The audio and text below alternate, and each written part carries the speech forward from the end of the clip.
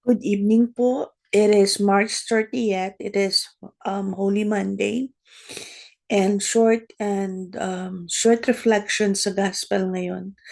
So today it is the gospel of the alabaster box kung saan si Maria na kapatid ni Martha at Lazaro ay naghugas ng paa ni Jesus sa pamamagitan ng pabango at ginamit niya ang kanyang buhok upang tuyuin ito.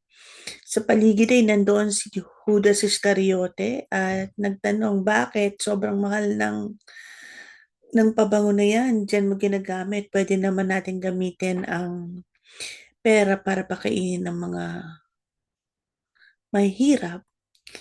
Sinabi ni Jesus, leave her alone. Marami kang pagkakataon na pwede yung gawin. Pero mas gamitin mo ang pagkakataon habang nandito pa ako. So sa aking reflection, sa aking may sariling pangunawa sa sitwasyon na yon. Kadalasan tayo ang lumalabas na Maria at saka Judas Iscariote. Sa mga ginagawa natin, ang tanong ay, kailan mo binigay ang pinakamahal kay Jesus? Yung iyong oras, yung iyong pagkakataon, ang mga desisyon, kailan mo inuuna at ang pinakamagaling ay para kay Jesus? Mga bagay na dapat ay araw-araw natin tinatanong sa ating sarili, na ibigay ko ba ang pinakamaganda kay Jesus?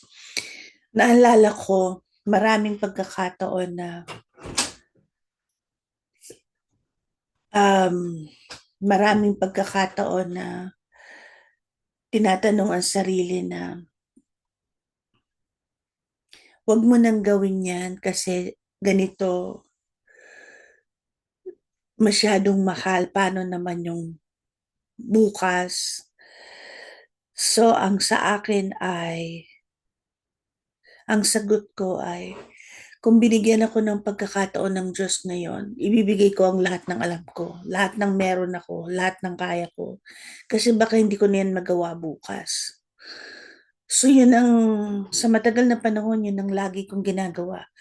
Kung ako ay merong isang bagay na pinagkakalob sa akin, assignment, magluto, maglinis, magsalita, magpakain, lagi yung pinakamaganda.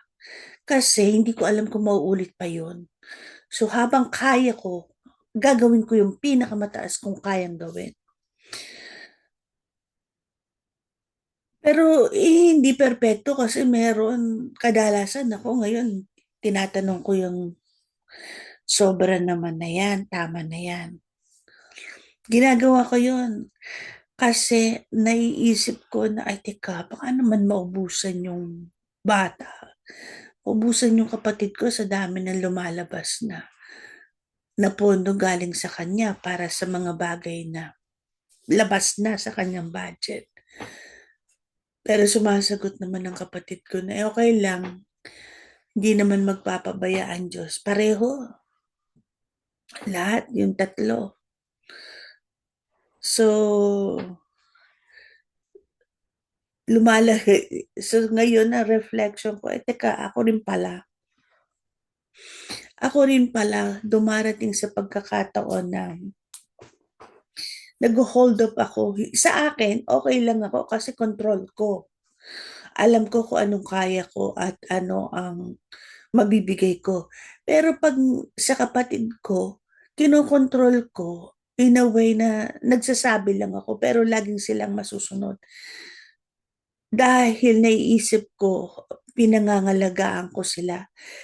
Pero dapat hindi, hayaan ko rin sila na gawin ang dapat nilang gawin ayon sa kanilang pangangailangan, ayon sa kanilang kakayahan.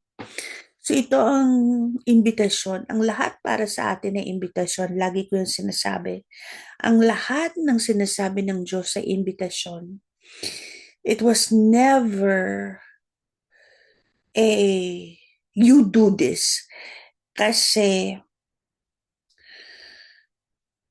Sa panahon nila Moses, binigay ang commandments. Ito ang gagawin ninyo, bla bla bla bla bla. Pero kay Jesus, ang binigay niya ay beatitudes. Maging ganito kayo, mababang loob, mapagkumbaba, mabuti, mapagpatawad. Kasi ganito ang reward na makukuha ninyo.